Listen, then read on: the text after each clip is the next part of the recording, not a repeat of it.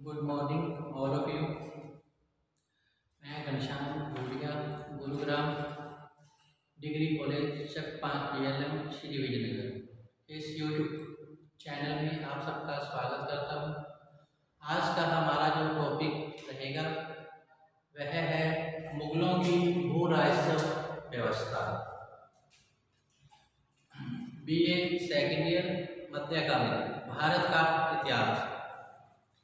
इसके अंतर्गत आज का जो हमारा टॉपिक है वह है मुगलों की भू राजस्व व्यवस्था क्या रही थी।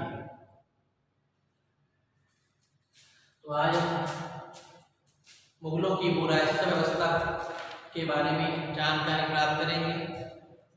इससे पिछली वीडियो में जैसा कि हमने मुगल कालीन प्रशासनिक व्यवस्था की जानकारी प्राप्त की थी, जिसके अंतर्गत केंद्रीय शासन व्यवस्था, प्रांतीय शासन व्यवस्था तथा सरकार का शासन प्रबंध हमने पढ़ा था।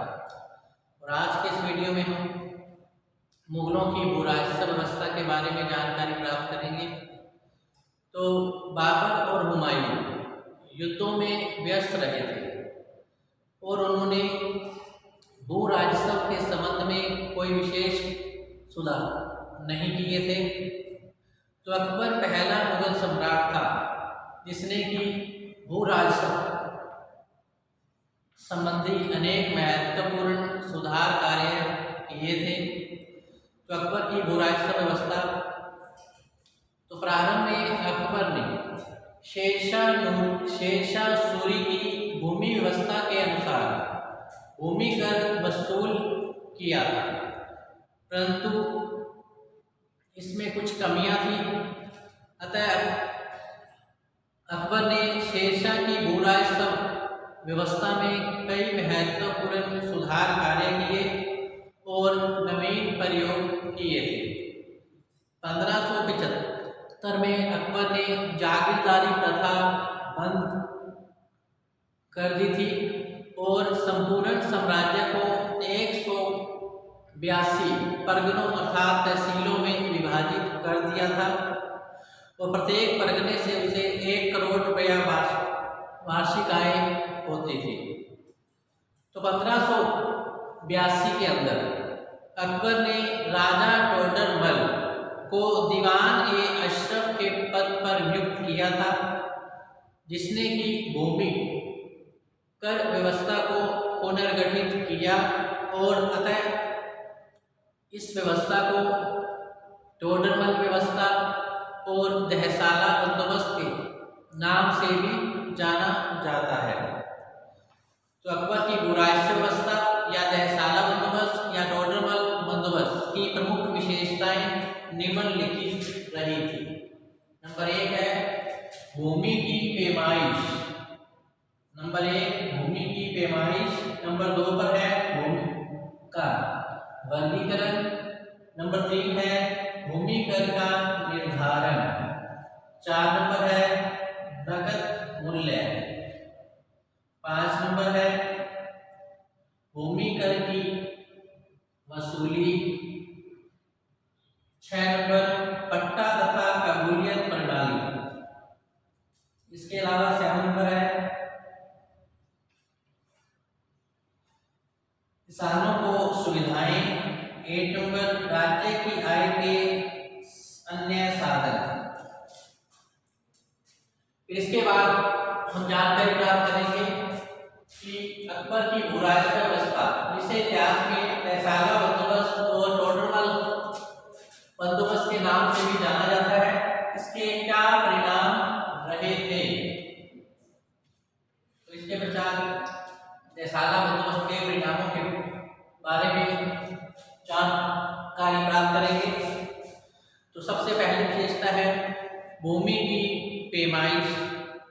तो अकबर ने समस्त कृषि योग्य भूमि की पैमाइश करवाई थी। पहले भूमि की जो नाप है रस्सी से की जाती थी, जो कि जलवायु परिवर्तन के साथ बढ़ जाया करती थी। अतः टोडरमल ने बांसों की जरीब का प्रयोग किया। प्रत्येक बांस के दोनों ओर छल्ले डलवा दिए गए। शेरशाह के भूमि नापने का जो गज था वह 32 अंगुल था, लेकिन टोडरमल ने भूमि को नापने का जो गज है वह 40 अंगुल रखा था। पैमाइश का समस्त रिकॉर्ड रखा जाता था। इसके अतिरिक्त जंगलों, चरागाहों आदि का भी अलग से रिकॉर्ड रखा जाता था। जंगलों और चरागाहों का भी अलग से रिकॉर्ड रखा जाता था। नेक्स्ट है भूमि कर का वर्गीकरण। भूमि कर का वर्गीकरण। तो टोडरमल ने भूमि को 4 भागों में बांट दिया था। नंबर 1 है पोलज, नंबर 2 बढ़ोतरी, नंबर 3 चाचर और 4 नंबर है बंजर। नंबर 1 पोलज, नंबर 2 बढ़ोतरी, नंबर 3 चाचर और नंबर 4 पर है बंजर। तो पोलज वह भूमि थी जिस पर प्रति वर्ष खेती की जाती थी। बढ़ोतरी इस भूमि को उर्वरा बनाए रखने के लिए 1 या 2 वर्ष खेती का कार्य नहीं किया जाता था। जबकि चाचर जो थी इसे 3 या 4 वर्ष तक बढ़ोतरी छोड़ा जाता था और उपजाऊ बनाने के लिए अन्य साधनों का प्रयोग उस समय किया जाता था। इसके अलावा नेक्स्ट है भूमि कर की वसूली।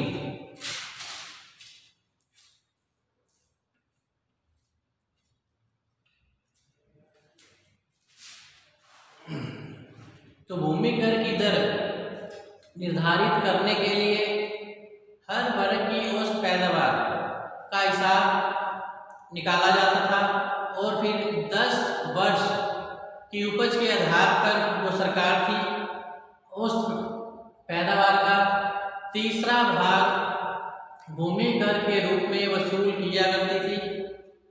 बंजर भूमि पर सरकार पहले कुछ वर्षों तक बहुत कम कर लेती थी। नेक्स्ट है नगद मूल्य।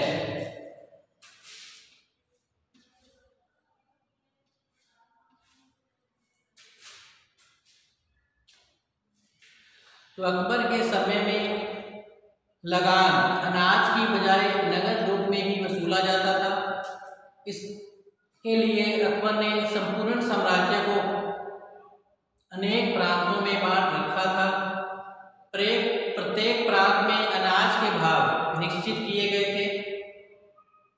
पिछले 10 वर्षों की सूचियों के आधार पर ही अनाज का मूल्य आंका जाता था और उसी के आधार पर जो सरकार थी वो अनाज के भाग का रोकड़ी मूल्य वसूल करती थी। संकटकालीन परिस्थितियों में जनता के आग्रह करने पर जो प्रजा से अनाज भी वसूल किया जाता था। तो संकटकालीन परिस्थितियों में जो कर है वो फिर नगद मूल्य की बजाय अनाज के रूप में भी स्वीकार किया जाता था। नेक्स्ट है भूमि कर की वसूली।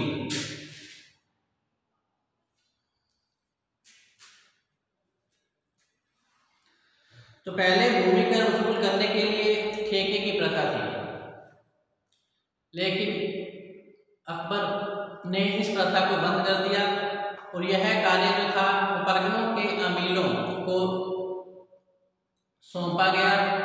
इस कार्य में उसे पटवारी तथा मुकद्दम आदि की सहायता भी मिलती थी। नेक्स्ट है पट्टा तथा काबूलियत प्रणाली, जिसे कि रेतवारी प्रथा कहा जाता है। पट्टा तथा काबूलियत प्रणाली, जिसे कि रेतवारी प्रथा के नाम से भी जाना जाता है। तो यह अकबर की भू राजस्व व्यवस्था की प्रमुख विशेषता रही थी। तो अकबर ने सरकारी कर्मचारियों की बेईमानी को रोकने के लिए पट्टा और काबूलियत प्रणाली को विकसित किया था। किसानों को जमीनों के पट्टे दे दिए गए और किसानों को सरकार से सीधा संपर्क स्थापित हो गया था इससे। और इस पट्टे में भूमि का क्षेत्रफल, उसकी किस्म और निश्चित भू कर का विवरण इसमें लिखा होता था। बदले में किसानों से काबूलियत अर्थात स्वीकृति पत्र दिया जाता था, जिसमें साफ लिखा होता था कि जब तक किसान भूमि कर चुकाता रहेगा तब तक उसे भूमि से बेदखल नहीं किया जाएगा। तो इस प्रकार किसानों को भूमि के पट्टे दे दिए गए और उन्हें उसका वास्तविक मालिक मान लिया गया था। इस पट्टे में भूमि की किस्म, क्षेत्रफल और भूकर का विवरण लिखा रहता था। बदले में किसानों को काबूलियत पत्र पर हस्ताक्षर करने पड़ते थे। इसके अनुसार जब तक किसान भूमि कर चुकाता रहेगा तब तक उसे भूमि से बेदखल नहीं किया जा सकता। अकबर की इस व्यवस्था से किसानों को काफी राहत मिली और ठेकेदारों के शोषण से अब उन्हें मुक्ति मिल गई थी। नेक्स्ट है किसानों को सुविधाएं मिलना। तो अकबर अकाल आदि के समय में लगान कम कर देता था। कभी कभी लगान की राशि माफ भी कर दी जाती थी। इसके अलावा खेती बाड़ी की उन्नति के लिए किसानों को राज्य की ओर से कम ब्याज पर ऋण प्रदान किया जाता था। यदि सैनिक अभियानों के समय किसानों की खड़ी फसलों को कोई नुकसान पहुंचता था तो सरकार के द्वारा उसको मुआवजा दिया जाता था, अर्थात क्षतिपूर्ति की राशि किसानों को उपलब्ध करवाई जाती थी अकबर के द्वारा। तो इस प्रकार किसानों की सुविधा के लिए भी अकबर ने अनेक महत्वपूर्ण कार्य किए थे। नेक्स्ट है राज्य की आय के अन्य साधन। राज्य की आय के अन्य साधन इस प्रकार किसानों को अतिरिक्त सुविधाएं देने के अलावा भूमि कर के अतिरिक्त राज्य के अन्य जो साधन थे वह थे आयात निर्यात कर, नमक कर, मछली कर और लावारिस संपत्ति आदि से भी राज्य को आय प्राप्त होती थी।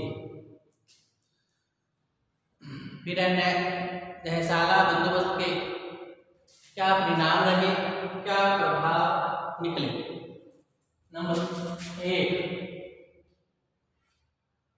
भूमि प्रबंध व्यवस्थित तथा वैज्ञानिक था। नंबर 2, राज्य और किसान दोनों को इससे लाभ हुआ था। 3 नंबर है इससे राज्य की आय में वृद्धि हुई।